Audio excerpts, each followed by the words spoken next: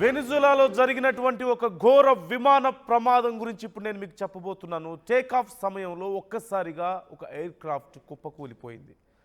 ప్రమాదంలో ఇద్దరు మృతి చెందారు, మరో ఇద్దరికి తీవ్ర గాయాలైనట్లుగా తెలుస్తోంది. టేక్ ఆఫ్ సమయంలో ఆ ఎయిర్ క్రాఫ్ట్ నియంత్రణ కోల్పోయినట్లుగా మనకు కనిపిస్తోంది, ఆ కంట్రోల్ కోల్పోయినట్లుగా మనకు క్లియర్గా కనిపిస్తోంది.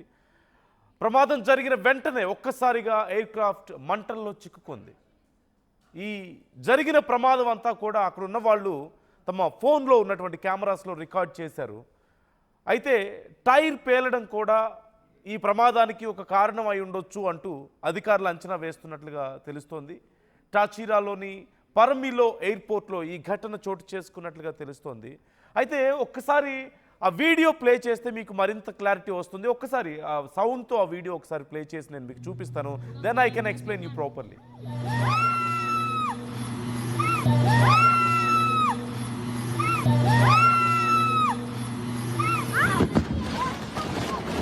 Antes de tiempo, mira. Nos quiere impresionar, nos quiere confiar.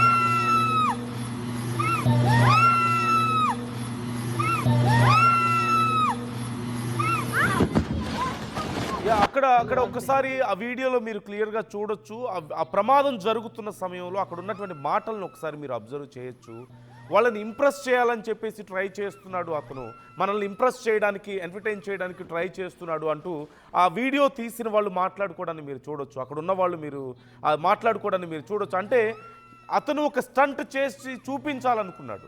ఎవరైతే ఆ పైలట్ ఉన్నాడో ఆ పైలట్ వాళ్ళకి స్టంట్స్ చేసి చూపించాలనుకున్నాడు. బట్ క్లియర్గా మనకి అక్కడ చూడొచ్చు, ఆ మొమెంటం అనేది మనకి క్లియర్గా అర్థమవుతుంది. ఆ ఫ్లైట్ టేక్ ఆఫ్ అయినటువంటి కొద్ది క్షణాల్లోనే అతను ఆ స్టంట్ చేయడానికి ప్రయత్నించాడు, అంటే రివర్స్ వెళ్ళడానికి ప్రయత్నించాడు ఆ ఫ్లైట్తో.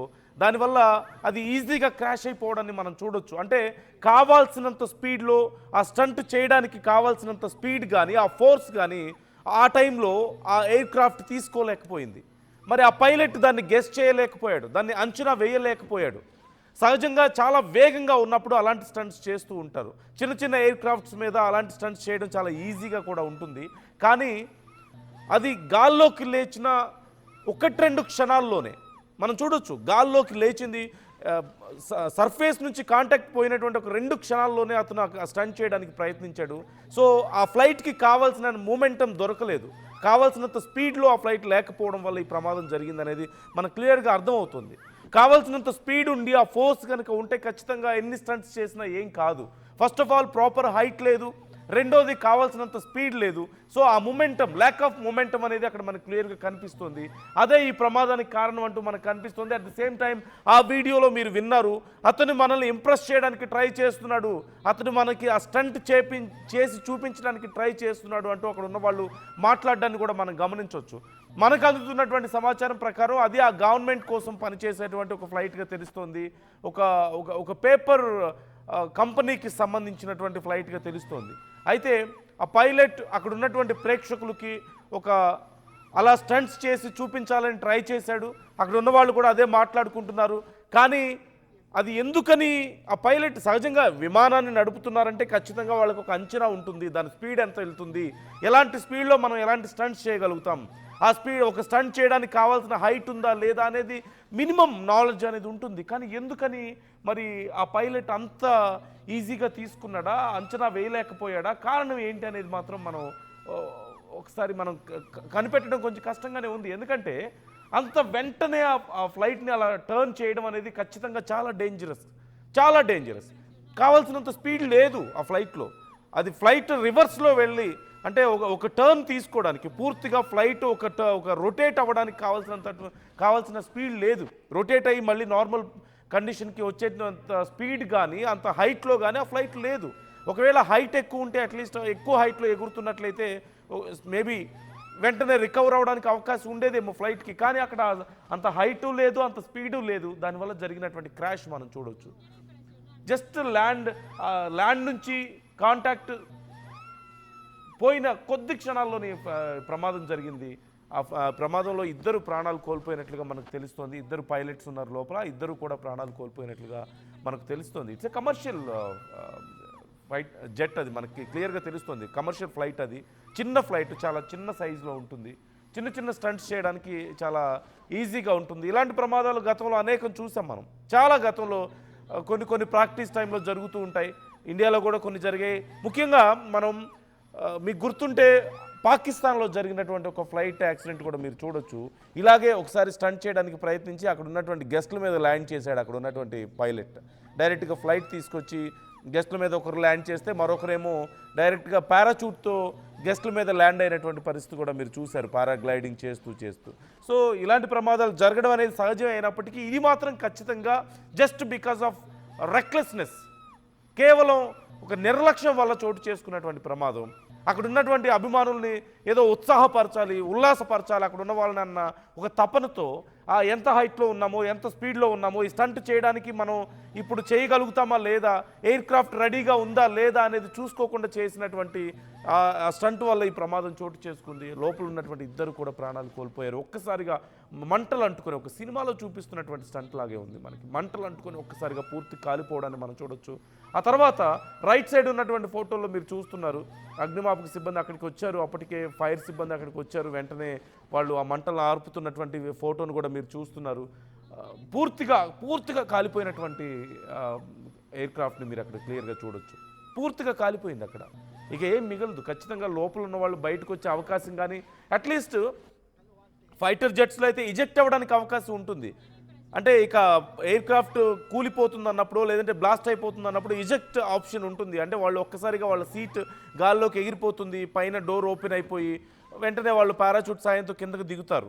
కానీ ఇలాంటి చిన్న క్రాఫ్ట్స్లో ఆ ఫెసిలిటీ చాలా కష్టంగా ఉంటుంది. సహజంగా మనకి పెద్ద కమర్షియల్ ఎయిర్ క్రాఫ్ట్స్ అయితే ఇజెక్ట్ అయ్యేటువంటి అవకాశం ఉండదు. కానీ చిన్న క్రాఫ్ట్స్లో కూడా కొన్నిట్లో అవకాశం ఉంటుంది, అట్లీస్ట్ ఓపెన్ చేసుకుని క్రిందకి దూకడానికైనా సరే. బట్ ఆ అవకాశం కూడా ఇక్కడ లేదు. పారాచూట్ ఉంటుంది కానీ వాళ్ళకి దూకేంత అవకాశం కూడా లేదు. చాలా తక్కువ హైట్, అప్రాక్సిమేట్లీ ఒక 15 ఫీట్ లేదంటే 20 ఫీట్ హైట్లోనే అది క్రాష్ అయిపోవడాన్ని మనం చూడొచ్చు. అక్కడి నుంచి అది కూలిపోవడాన్ని మనం చూడొచ్చు. So just because of recklessness మనకు క్లియర్గా తెలుస్తుంది. నిర్లక్ష్యం వల్ల, ఓవర్ కాన్ఫిడెన్స్ వల్ల, లేదంటే ల్యాక్ ఆఫ్ క్యాలిక్యులేషన్ వల్ల ఈ ప్రమాదం జరిగిందనేది మనకు క్లియర్గా అర్థమవుతుంది. ఒక్కసారి ఆ ప్రమాదాన్ని మరొకసారి నేను మీకు ప్లే చేసి చూపించే ప్రయత్నం చేస్తాను. అండ్ ఆ వీడియోలో కూడా అక్కడ ఉన్న వాళ్ళు మాట్లాడడాన్ని మీరు చూడొచ్చు.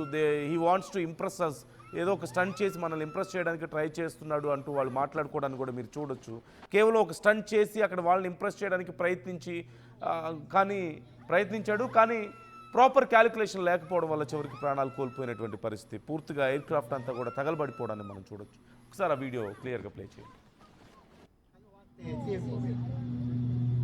Nos quiere impresionar, nos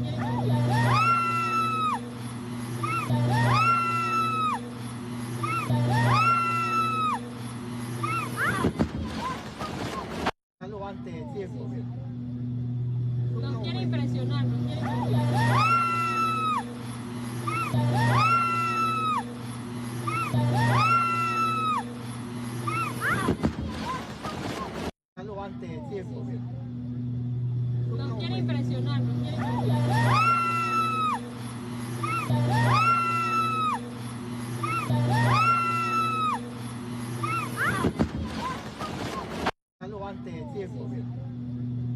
Nos quiere impresionar, nos quiere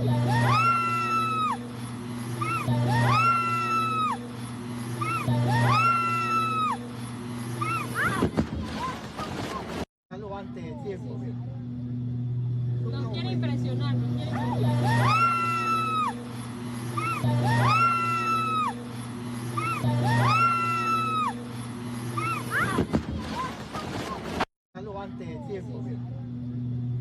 Nos quiere impresionar, nos quiere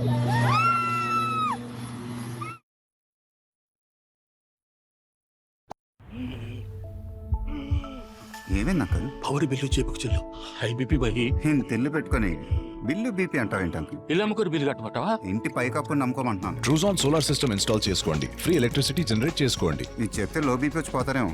ఒక్కోసారి బిల్లు మొత్తం ఫ్రీ అయిపోద్ది. Truzon solar power, super power.